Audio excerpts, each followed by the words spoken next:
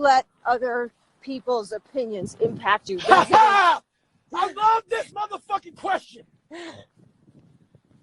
Fuck people. One thing you have to learn early in life. I didn't learn this till later on. I don't give a motherfuck. You can't care what anybody thinks about you. If I cared what people thought about me, you think I'd be yelling out here, doing a 105-pound ruck, talking shit? This is who I am. Find out who you are, whoever that may be. I don't give a fuck what you are.